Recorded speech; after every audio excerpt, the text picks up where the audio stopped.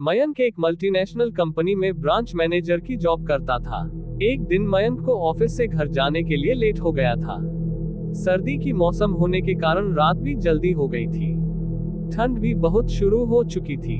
रास्ते में चलते चलते मयंक को अचानक एक आवाज सुनाई दी, रुक जाओ। मयंक वहीं पर ही रुक गया और पीछे मुड़ के देखा, लेकिन पीछे कोई भी नहीं था। फिर से वही आवाज सुनाई दी, सामने देखो। जैसे ही मयंक ने सामने देखा तो उसे जमीन पर कुछ चमकती हुई चीज दिखाई दी।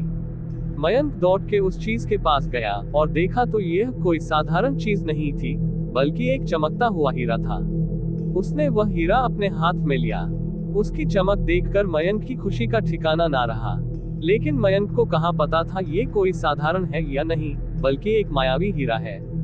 अचानक उस हीरे में से आवाज आई, अगर तुम्हें और हीरे चाहिए तो इस जमीन को खोदो। इस जमीन के नीचे बहुत सारे हीरे हैं। मयंक खुश हो गया। उसने उस हीरे को अपनी जेब में डाला और जमीन खोदना शुरू किया। करीबन 2 फीट खोदने के बाद अचानक मयंक डर के मारे चिल्लाने लगा।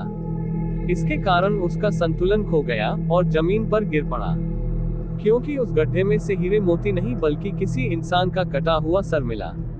अचानक वह सर हवा में उड़ने लगा और बोला, डरो मत, मैं तुम्हें कोई हानि नहीं पहुंचाऊंगा।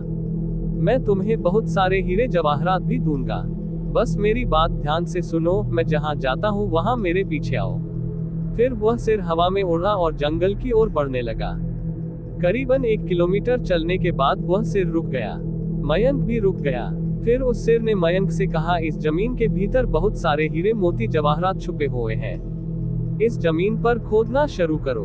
मयंक खुश हो गया और उस जमीन को खोदना शुरू कर दिया।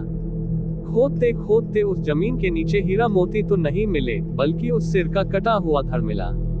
उस सिर ने कहा, अब तुम्हें एक आखिरी काम करना है, उसके बाद मैं तुम्हें मालामाल कर दूंगा।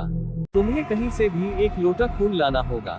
मयंक ने बोला, 1 लोटा खून? पर मैं 1 लोटा खून कहाँ से लाऊंगा? उस सिर ने कहा, चलो मेरे साथ। वो डरावना चेहरा मयंक को साथ लेकर थोड़ी दूरी पे गया।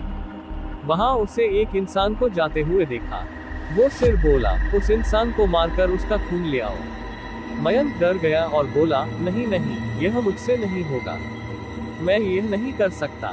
फिर वो कटा हुआ सिर बोला, अगर तुमने ये काम नहीं किया तो मैं तुझे बहुत बड़ी मुसीबत में डाल दूंगा।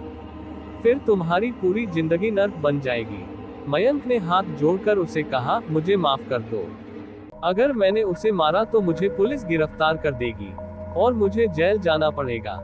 उस सिर ने अपने तंत्र मंत्र की शक्ति से एक छुरी और लोटा प्रकट किया और गुस्से से बोला, अगर तुम मेरा ये काम नहीं करोगे तो मैं तुम्हारे पूरे परिवार को मौत के घाट उतार दूंगा।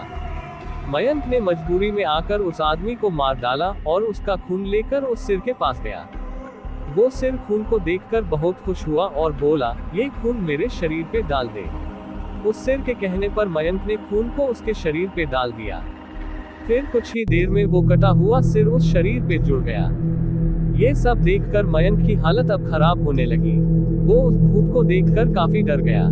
जैसे ही वो भूत जिंदा हुआ तो जोर जोर से हंसने लगा और डरावनी आवाज में बोला, तुमने बहुत बड़ी गलती कर दी कि तुमने मुझे फिर से जिंदा कर दिया।